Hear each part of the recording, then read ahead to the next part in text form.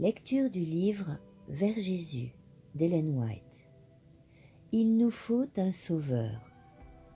À l'origine, l'homme était doué de facultés nobles et d'un esprit bien équilibré, physiquement parfait et moralement en harmonie avec Dieu. Ses pensées étaient pures, ses aspirations saintes, mais ses facultés ont été perverties par la désobéissance et l'égoïsme a pris dans son cœur la place de l'amour.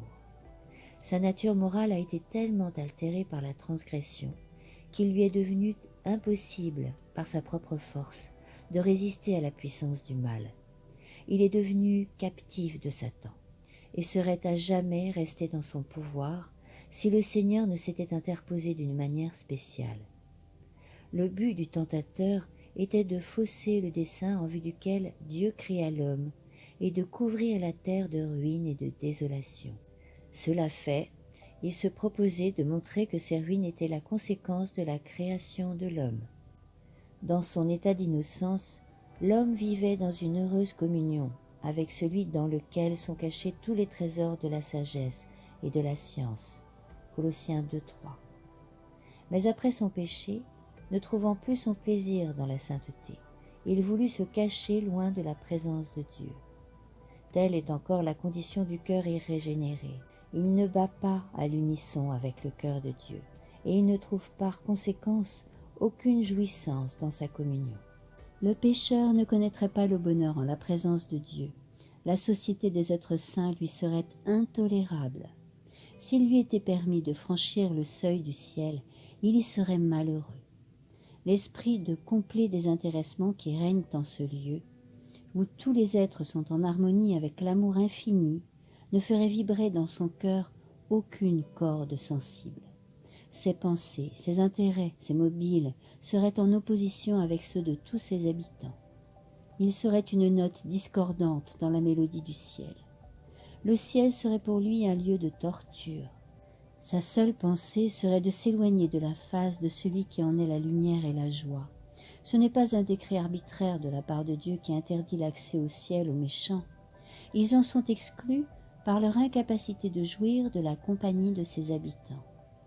La gloire de Dieu serait pour eux un feu dévorant. Ils accueilleraient avec joie la destruction pour échapper à la présence de celui qui est mort pour les racheter. Il nous est impossible par nous-mêmes de nous arracher à l'abîme de péché dans lequel nous sommes plongés. Nos cœurs sont mauvais et nous sommes incapables de les changer. Comment d'un être souillé sortira-t-il un homme pur? Il n'en peut sortir aucun. Job 14:4. L'affection de la chair est inimitié contre Dieu, parce qu'elle ne se soumet pas à la loi de Dieu, et qu'elle ne le peut même pas. Romains 8:7. L'éducation, la culture intellectuelle, l'exercice de la volonté, les efforts humains ont tous leur sphère légitime. Mais ici, ils sont impuissants. Ils peuvent produire une certaine correction extérieure de la conduite, mais ils ne sauraient changer le cœur, ni purifier les sources de la vie. Pour ramener l'homme de l'état de péché à celui de sainteté, il faut une puissance qui agisse du dedans, une vie nouvelle qui vienne d'en haut. Cette puissance, c'est Jésus. Sa grâce seule peut vivifier les facultés inertes de l'âme humaine et les attirer vers Dieu et la sainteté. Le Sauveur dit « Si un homme ne naît de nouveau, s'il ne reçoit un cœur nouveau et des aspirations nouvelles qui l'entraînent vers une nouvelle vie, il ne peut voir le royaume de Dieu. » Jean 3:3. La notion d'après laquelle il suffirait à l'homme de travailler à développer le bien qui est naturellement en lui est une erreur fatale. L'homme animal ne reçoit pas les choses de l'Esprit de Dieu, car elles sont une folie pour lui, et il ne peut les connaître parce que c'est spirituellement qu'on en juge. 1 Corinthiens 2:14. Ne t'étonne pas de ce que je t'ai dit, il faut que vous naissiez de nouveau. Jean 3:7. Il est écrit touchant Jésus-Christ, la parole, « Elle était la vie, et la vie était la lumière des hommes. » Jean 1:4. Il est le seul nom qui ait été donné parmi les hommes par lequel nous devions être sauvés. Acte 4:12. Il ne suffit pas d'entrevoir la bonté de Dieu, sa bienveillance, sa tendresse paternelle. Il ne suffit pas de discerner la sagesse et la justice de sa loi, de constater qu'elle est fondée sur le principe éternel de l'amour. L'apôtre Paul avait connaissance de tout cela quand il disait « Je reconnais que la loi est bonne. La loi est sainte et le commandement est saint, juste et bon. » Mais il ajoutait dans l'amertume de son désespoir « Je suis charnel, vendu au péché. » Romains 7, 16, 12, 14. Il soupirait après une sainteté, une justice qu'il se sentait incapable de réaliser, et il s'écriait « Misérable que je suis! Qui me délivrera du corps de cette mort ?» Romains 7, 24. Tel est le cri qu'ont poussé en tout temps et en tout lieu les âmes écrasées par le sentiment du péché. Pour tous, il n'y a qu'une réponse. Voici l'agneau de Dieu qui ôte le péché du monde. Jean 1, 29. Nombreuses sont les images par lesquelles l'Esprit de Dieu s'est efforcé d'illustrer cette vérité, afin de la rendre claire aux âmes qui désirent être soulagées du fardeau de la culpabilité. Jacob, après avoir trompé Ésaü, s'éloigna de la maison paternelle, accablé par le sentiment de sa faute. Exilé et solitaire, banni loin de tout ce qui avait donné du prix à sa vie. Ce qui l'accablait, c'était le sentiment que son péché l'avait privé de la communion avec Dieu et qu'il était abandonné du ciel. Entouré de collines silencieuses, la voûte étoilée au-dessus de sa tête, il se couche, désolé, sur le sol nu, pour y passer la nuit. Pendant son sommeil, il voit une lumière étrange envahir la plaine. Du sol sur lequel il repose s'élève une immense échelle éthérée qui semble conduire à la porte même du ciel. Et sur cette échelle montent et descendent des anges de Dieu. Il écoute, et du milieu de la gloire céleste, la voix divine lui fait entendre un message de consolation et d'espérance. Jacob trouva un sauveur répondant aux soupirs de son âme. Plein de joie, il vit le chemin par lequel il pouvait, lui pécheur, retrouver la communion avec Dieu. L'échelle mystique de sa vision représente Jésus, le seul intermédiaire entre Dieu et l'homme. Dans sa conversation avec Nathanaël, le Christ se servit de la même image. « Vous verrez, dit-il, désormais le ciel ouvert et les anges de Dieu monter et descendre sur le Fils de l'homme. » Jean 1, 51. Par son apostasie, l'homme s'était séparé de Dieu.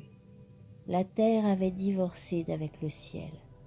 À travers l'espace qui les séparait, les communications étaient devenues impossibles. Mais grâce à Jésus-Christ, la terre a été de nouveau reliée au ciel.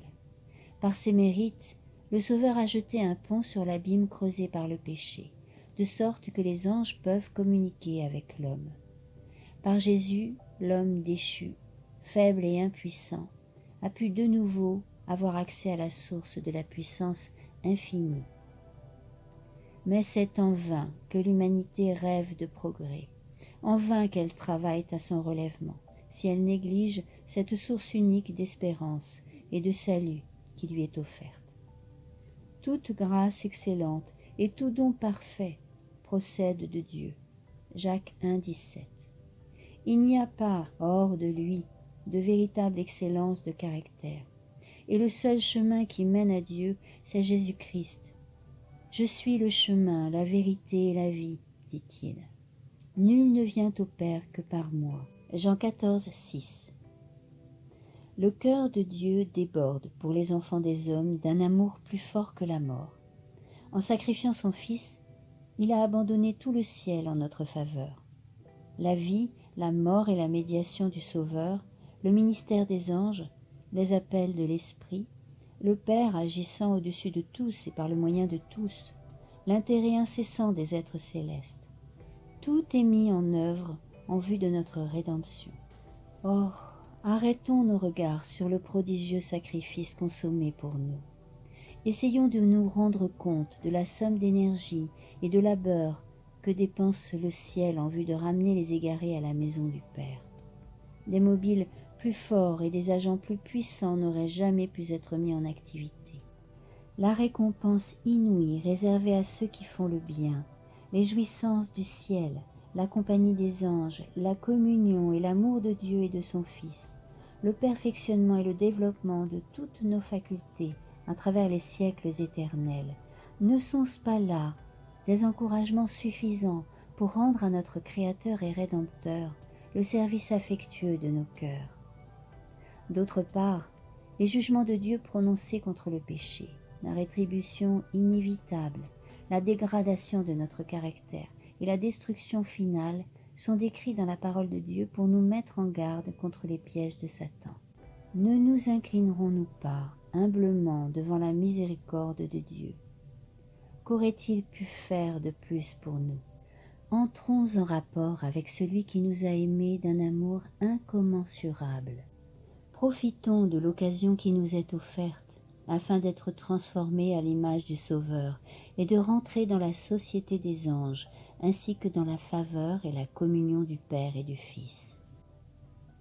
Suite de la lecture dans le prochain audio qui aura pour titre « La repentance ».